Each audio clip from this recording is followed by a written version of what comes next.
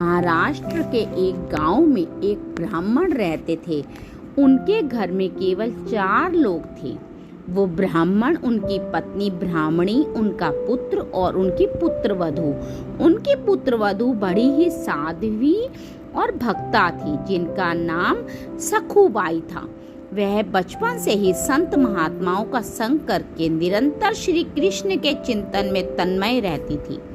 जैसे गाय कसाई के चक्कर में फंस जाए, वैसे ही साध्वी सखुबाई की शादी ऐसे परिवार में हुई जहां उनकी सास, ससुर और पति तीनों उनके विरुद्ध थे। उनकी सास उन्हें थप्पड़ मारती थी और गालियां भी दिया करती थी। उनके परिवार में सब उनके भजन के विरुद्ध थे, लेकिन सखुबाई ने कभी किसी से कुछ नहीं कहा। उनके पति भी उनके अनुकूल नहीं थे। सखुबाई को बहुत कष्ट दिया जाता था, लेकिन वह एक पल के लिए भी भगवत विस्मरण नहीं होने देती थी। उन्होंने इतनी प्रतिकूलता के बाद भी उन तीनों से द्वेष नहीं किया। उनका जीवन कलेशमय था, पर उन्होंने कभी किसी से कठोर वचन नहीं बोले। जो मान अपमान, लाभ हानि, जय पराजय, सुख दुख को समान भाव से सहते हुए भगवत स्मरण करता है, भगवान उसके अधीन हो जाते हैं। सखुबाई को पीटा जाता था, गालियां दी जाती थी, क्लेशात्मक व्यवहार किया जाता था, लेकिन सखुबाई के हृदय में विट्ठल ऐसे बसे हुए थे कि इसका उसके ऊपर कोई प्रभाव नहीं पड़ता। सखुबाई को फटे पुराने कपड़े पहनने को मिलते थे, रूखा सूखा खाने को मिलता था, प्रतिक्षण डांट पिटाई होती थी, लेकिन वह हर समय श्री कृष्ण के चिंतन में लीन रहती थी। सखु की दशा पर गांव के स्त्री पुरुषों को बहुत तरस आता था, पर किसी की हिम्मत नहीं होती थी कि कोई उसके परिवार को समझा सके। सखुबाई मन ही मन भगवत कृपा का अनुभव करते हुए सोचती कि कितने कृपालु हैं श्री कृष्ण। यदि मेरे पति, सास, ससुर मुझसे प्यार करते तो श्री कृष्ण के प्यार में बाधा पड़ जाती। एक दिन किसी पड़ोसन ने सखुबाई से पूछा, तू इतना दुख भोगती है, तेरे मायके में कोई नहीं है क्या? ना कोई खबर लेने आता है, ना कोई तुम्हारा सहयोग करता है? सखु ने मुस्कुराते हुए कहा, जानती हो मेरा मायका कहाँ है? पंढरपुर में। और मेरे मायके वाले कौन है जानती हो? विट्ठल और रुक्मिणी जी। और सखी, उनका बहुत बड़ा परिवार है, असंख्य संतानें हैं। मुझे लगता है कि वो असंख्य संतानों की व्यवस्था में मुझे भूल गए हैं, इसलिए मुझ गरीब की खोज खबर लेने वो नहीं आ पा रहे हैं, पर उनकी मुझ पर बहुत कृपा है। पंढरपुर महाराष्ट्र का एक प्रसिद्ध धाम है। यहाँ एकादशी को बहुत बड़ा मेला लगता है, जिसमें भगवान श्री विट्ठल जी के दर्शनार्थ लाखों नर नारी दूर दूर से नाम कीर्तन करते हुए, नृत्य करते हुए उत्साहपूर्वक पंढरपुर की यात्रा करते हैं। जब यात्रा का दिन आया तो भक्तों की मंडलियां कीर्तन करते हुए, नाचते हुए पंढरपुर के लिए चारों ओर दल बना बना कर जाने लगे। भक्तों को पंढरपुर जाता देख सखुबाई के हृदय का बांध टूट गया। विचार किया, क्या करूं मेरे प्रीतम को ऐसा बड़ा उत्सव हो रहा है, यदि मैं सास से पूछूंगी तो पिटाई ही होगी। उन्होंने सोचा, सास ससुर पति कोई जाने तो नहीं देंगे। सखुबाई को पानी भरने के लिए रोज कृष्णा नदी में जाना होता था। उन्होंने घड़ा लिया और कृष्णा नदी में जल भरने के बहाने घर से निकली। प्रेमी भक्तों के संकीर्तन दल को देखकर सखु के हृदय में प्रेम उबड़ा। पंढरपुर जाने की प्रबल इच्छा कर उन्होंने घड़ा वहीं रख दिया और वह भक्तों की मंडली में चली गई। उन्हें जाते हुए एक पड़ोसन ने देख लिया और दौड़कर उसकी सास को बताया। उसकी बहू संतों की मंडली के साथ भाग गई है। अब सास और पति ने बड़े बड़े डंडे निकाले और उन्होंने सखु को रोकने के लिए दौड़ लगाई।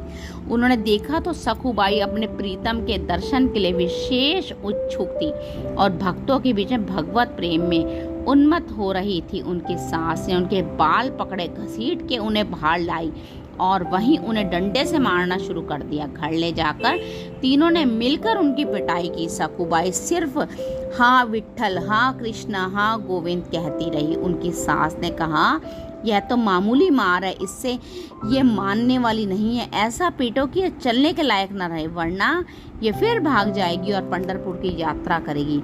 और अभी 2 सप्ताह है पंढरपुर की यात्रा में। इसको जकड़ करके खंबे में बांध दो और 2 सप्ताह तक रोटी ना दो, रोज इसकी पिटाई करो, तब ये मानेगी। सास की आज्ञा पर सखुबाई को उनके पति और ससुर ने बांध दिया। उनकी खूब पिटाई की और उन्हें भोजन देना बंद कर दिया। उनके हृदय में यह दुख नहीं था कि मुझे बांध दिया गया है, मुझे मारा, मुझे गाली दी। उनके हृदय में बस एक पीड़ा थी कि हे कृष्ण, आपके भक्तों के बीच में मुझे कितना सुख मिला।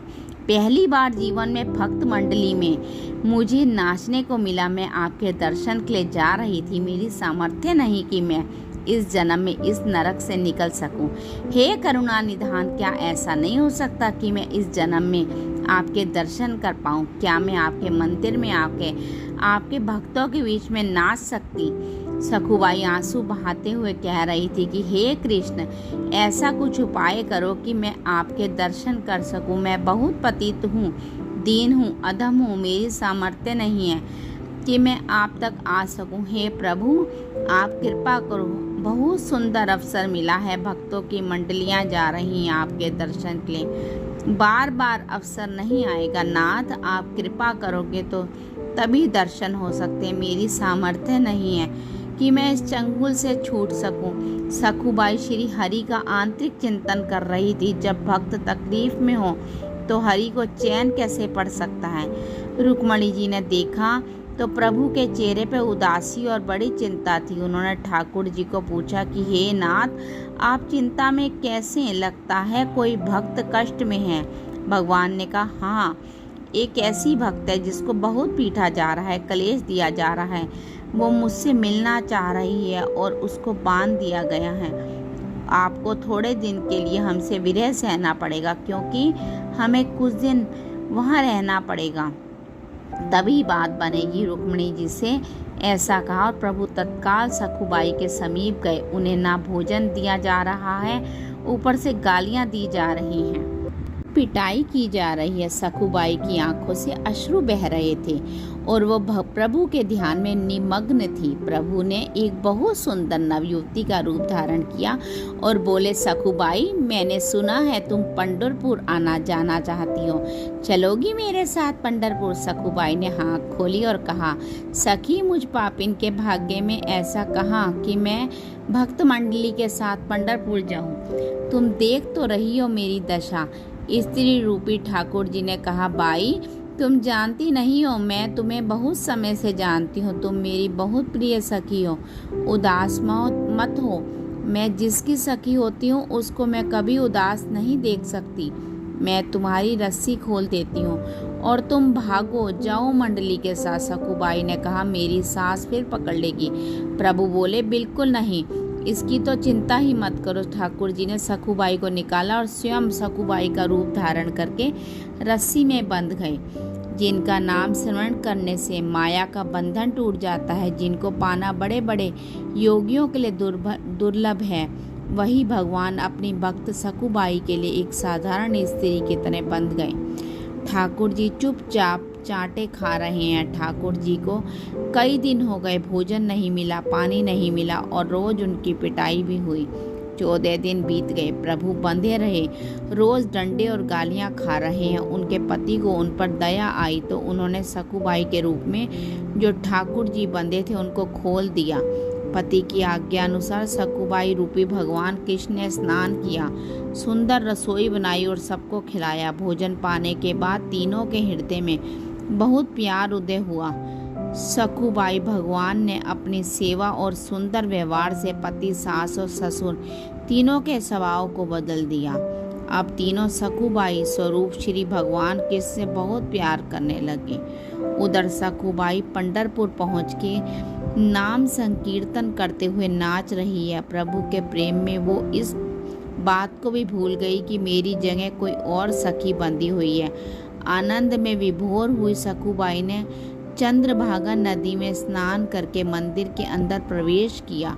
वो मंदिर में जाकर श्री हरि के दर्शन करके आनंद सिंधु में डूब गई। सखुबाई का प्रभु में ऐसा मन लगा कि उन्होंने प्रभु के सामने प्रतिज्ञा कर ली कि जब तक शरीर में प्राण रहेंगे मैं पंढरपुर की सीमा के बाहर नहीं जाऊंगी उन्हें क्या पता था कि उनके बदले पंडरीनाथ जी यहाँ बंधे हुए हैं। सखुबाई पांडुरंग के ध्यान में संलग्न हो गई। सखुबाई के सामने वो स्वरूप प्रकट हुआ कि सखुबाई विट्ठल हो गई और भगवान के सौंदर्य के दर्शन में इतनी मुग्ध हो गई कि उनके प्राण छूट गए।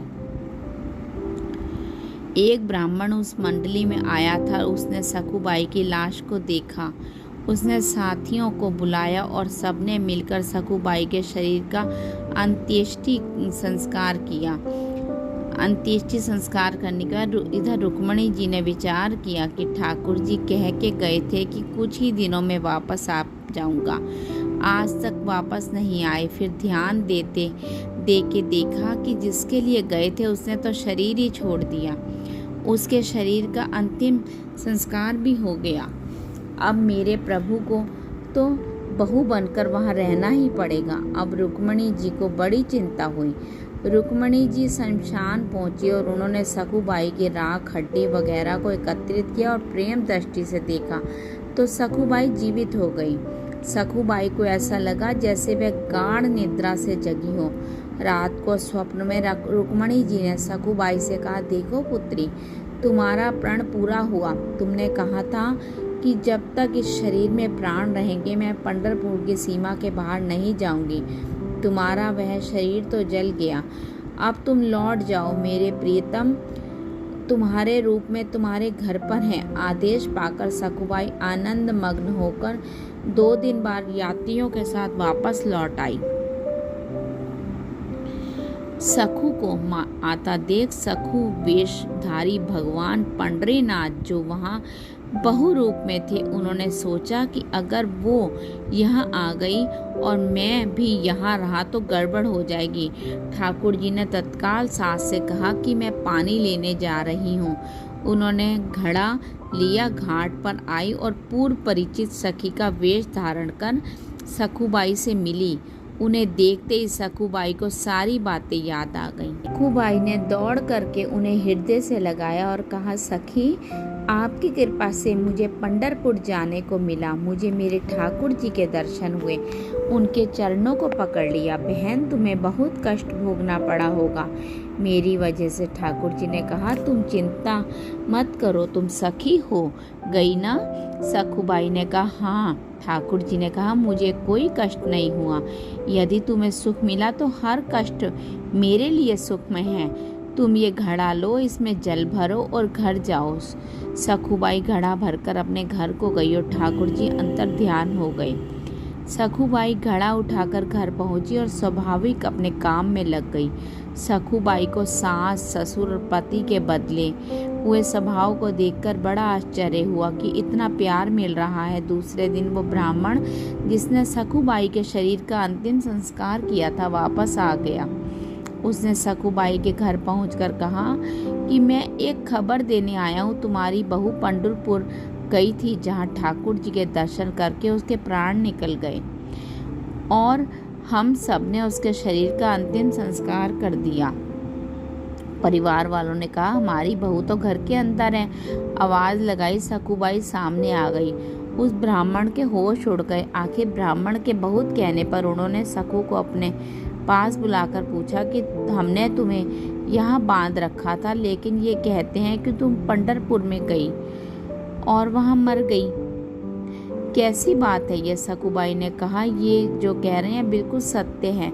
जिस समय आपने मुझे बांध रखा था उसी समय कोई नवयुवती स्त्री यहाँ आई थी और उसने मेरी सहायता की, मुझे खोल दिया।